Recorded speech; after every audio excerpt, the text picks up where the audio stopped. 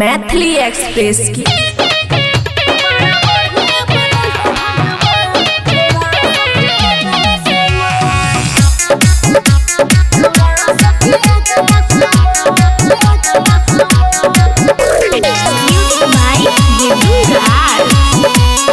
खुशी recording studio बलुआहा। बड़ा बढ़िया बनल हो भगवान, छौरा सबके अगला समान। बड़ा बढ़िया बनल हो भगवान, छौरा सबके अगला समान। अगला समान हो अगला समान, अगला समान देख के डोले छै ईमान। बड़ा बढ़िया बनल हो भगवान, छौरा सबके अगला समान। बड़ा बढ़िया बनल हो भगवान, छौरा सबके अगला समान। बड़ा बढ़िया बनल हो भगवान,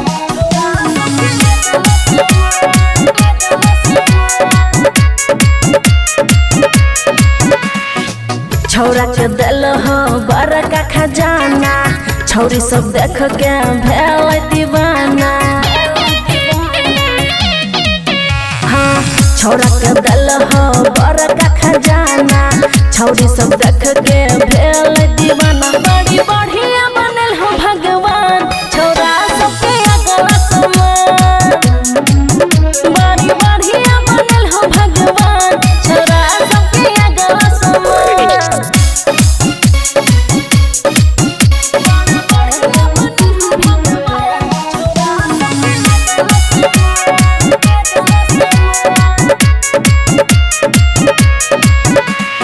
बड़ा फुर्सत से एकरा बनल हो, अमन अक्की के हो सौरल हो।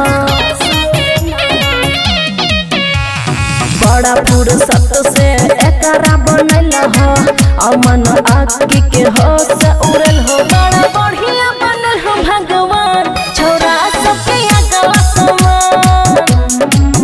बड़ा बढ़िया बनल हो भगवान, छौरा सबके अगला समान। खुशी रिकॉर्डिंग स्टूडियो बलुआहा।